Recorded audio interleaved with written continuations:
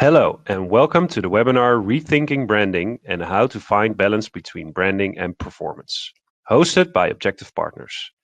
My name is Willem van der Weijden, and together with my colleague Arno Witte, we will be your hosts of this webinar today. Arno is head of data science and is responsible within Objective Partners for the success of our data science team, making sure our methods and techniques are implemented and used correctly on the data of our customers, and delivering the right quality in our consulting services. To introduce myself, I am COO and founder of Objective Partners and covering all aspects of the operations teams, such as data science and product development, with the focus to increase the added value of our insights and services for our customers. Some practical information. We as Objective Partners are your host of today. This webinar will have a duration of 15 minutes. During the webinar, you can ask questions using the private chat function. Taking the fact that we have limited time during the webinar, Arno and I will get in touch with you to answer all questions individually after the webinar. The goal of the webinar of today is to inform and inspire you on relevant topics within the domain of media analytics. And today, the main topic is rethinking branding, and how to find the balance between branding and performance. We have a few points in the agenda that we will be covering with you today.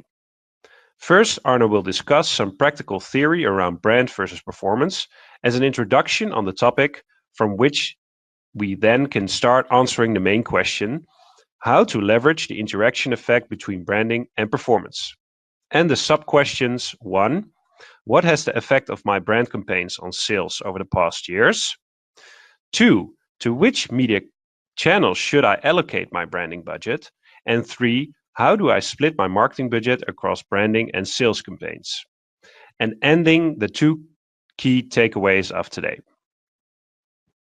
Let's start with the sexy part of the webinar and give Arno the opportunity to share the findings of his recent experience on this topic. Arno, the stage is yours. Thank you, Willem, for the clear introduction. I will start with a short view on branding and performance and how this works in many organizations we face in our daily business. And I will also share some trends that we see in the market. So in this slide, we see the consumer sales funnel. This forms our framework in the consumer buying process. We have highlighted 2 main phases in this funnel. Traditionally, we see many organizations having a siloed approach servicing clients in this funnel. Let's start with the left and yellow side. Here lies the focus of the brand department. Building a brand requires a long-term strategy. First, consumers have to be aware of your brand and the distinctive assets of your brand. The next goal is to gain consumer interest. In this phase, the consumer learns everything about your products. The next phase is consideration. Do consumers consider you when they're in the market to buy a product? We know from research, for example in telecom, that the initial consideration set consists of 1 or 2 brands. After investigation, we know this becomes 2 or 3 brands that consumers choose from. To summarize, a strong brand is well known, consumers know what this brand has to offer, and the brand is part of the consideration set of many people in the market that are ready to buy a product. In the meanwhile, the performance department is focused on the lower and blue part of the funnel. Campaign performance and bottom line sales are monitored in a real-time basis, and a lot of data is directly available. This high availability of data and direct results make it easier to measure and track results. Campaign and channel ROI can be calculated right after your campaign. This makes it possible to calculate data-driven investment plans on a structural basis. A general trend we saw in recent years is that many organizations shift more towards data-driven decision-making. This resulted in many organizations also shifting media budgets towards the easier to quantify performance campaigns. This again made organizations more aware of the ROI and performance of their campaigns. On the other hand, for brand departments, it becomes more and more a challenge to quantify the long-term impact of branding on the bottom line sales. A more recent trend might be a reaction on the first trend. we face many organizations that are more than ever aware of the fact that the long-term integrated strategy between brand and performance is key to deliver the best results in the long run. The following slide provides a nice representation of this. I think it's safe to say that it's easier for a strong brand to reach performance goals. When your brand grows, it will result in more traffic and sales.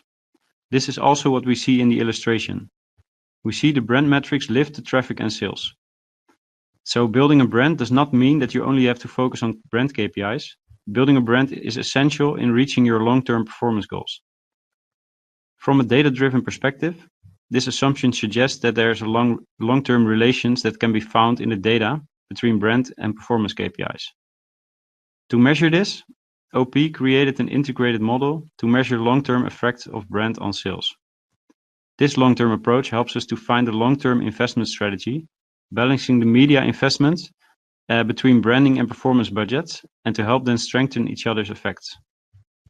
Next, we will explain how this framework can be applied in practice to obtain these long-term goals. So we applied the described framework in practice for one of our clients. So let's take a look. The main goal for this client was to find a perfect balance between branding and performance. In the recent years, this client shifted more budgets towards online and performance channels. This strategy seemed to work well. The ROI had increased. However, this client still had three important questions. The first question was, what was the effect of my branding campaigns on the sales over the past years? Performance channels were closely measured in the past years. However, no branding efforts were included in these measurements. Therefore, this was a good starting question. The second question was, to which media channels should I allocate my branding budget? Well, clearly to the channel that grow the brand the most, but it was not clear which channels were effective on brand KPIs in the past years.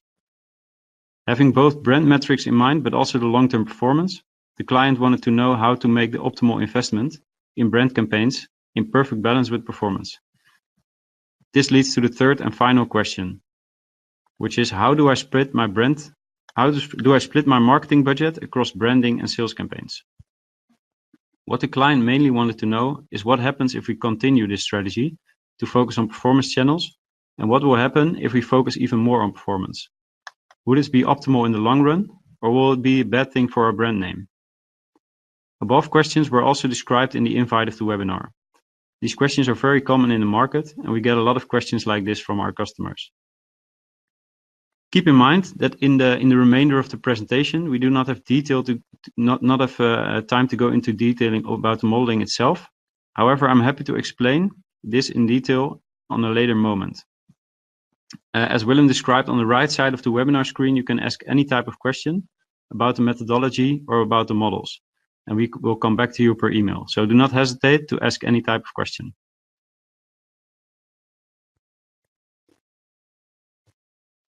So we followed a strict process to come down to the answers of all three questions. I will first describe the process. Each block represents a part of the modeling, in which we get insights for the main business questions. The combination of all of these modeling efforts lead to an integrated investment plan, in which we can calculate optimal budget decisions. I will start with explaining the yellow blocks. These again represent the branding part. In the first modeling step, we focus on the impact of brand growth on long-term performance. In other words, how much more bottom line sales do we see in the long run when the brand grows? The answer to this question gives us insight in the relation between brand KPIs and performance on the long run. This is a crucial part to come to a good long-term strategy. Next, to be able to steer on actual branding or to know which strategies had been successful in the past, we started the second part of the brand modeling. In this step, we are looking for the impact of media and certain campaigns on the brand's KPIs itself. In other words, which media actions actually made the brand grow.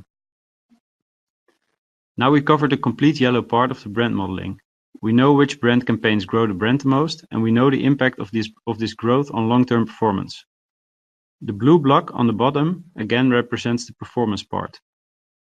This is also included to be able to to create an integrated investment plan. This integrated investment plan is where all the insights come together and where they are translated to actionable and valuable actions for the business. In the next slide, we provide the answers to the main questions and we share some interesting learnings. So to start with the first question, what was the effect of my branding campaigns on sales over the past years? In this step, we created a long-term sales model. In this model, brand consideration was taken into account as a long-term driver of the sales. Next to this, performance campaigns were taken into account and all types of external factors such as weather scores and important business dynamics. This integrated model led to some interesting conclusions already. First, we noticed that the awareness was already quite high, so the best predictor for long-term sales was consideration. This leads to the second finding. This is what we found: a strong relation between branding campaigns and consideration.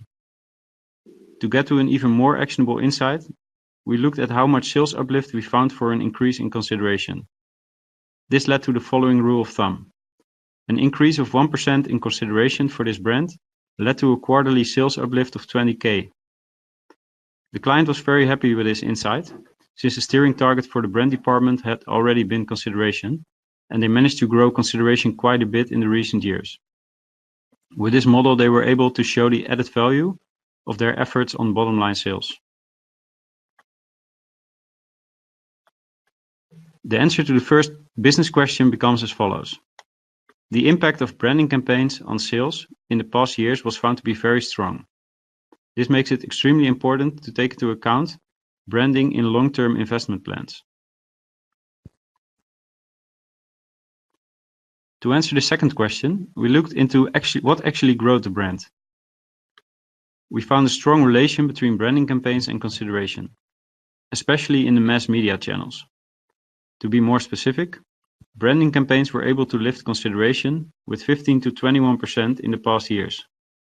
The strongest uplift was found in periods where TV was present. Another interesting finding was that some campaigns were highly effective, while other campaigns were not so effective. This was regardless of the used media and budget spends. We believe that it can be due to other factors, such as propositions, creations of the campaigns, and other factors. The last finding was that the performance campaigns did not significantly affect the brand KPIs. So steering a lot on performance did not decline the brand in consideration.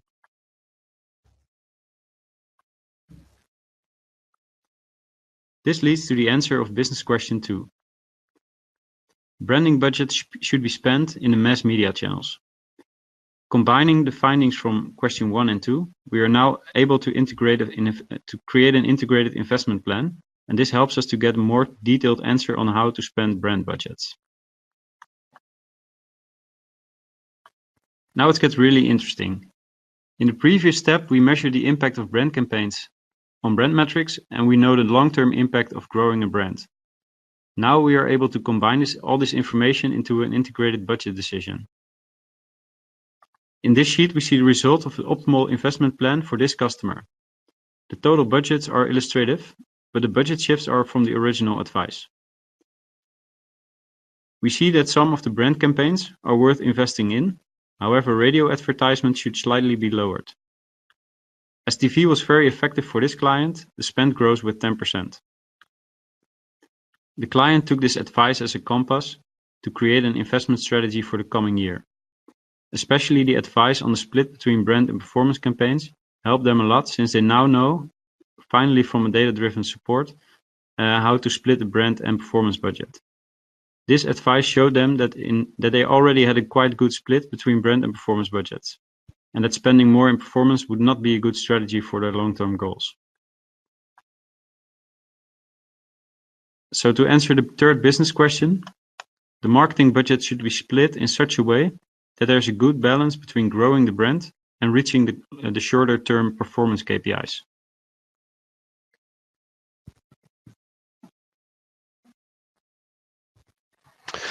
Arno, thank you for sharing your findings on your latest experiences and taking us through all the relevant steps you made to answer these important questions.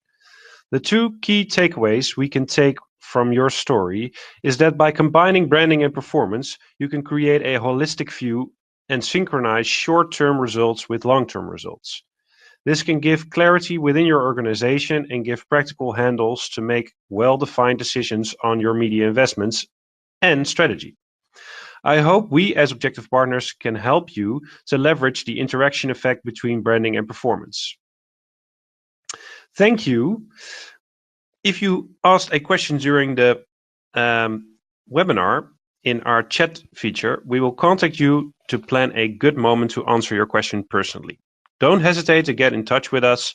If you have any other questions below, you can find our contact details. It is possible to replay this webinar on a later moment on demand. Again, thank you for your time and hope to see you soon. Bye bye.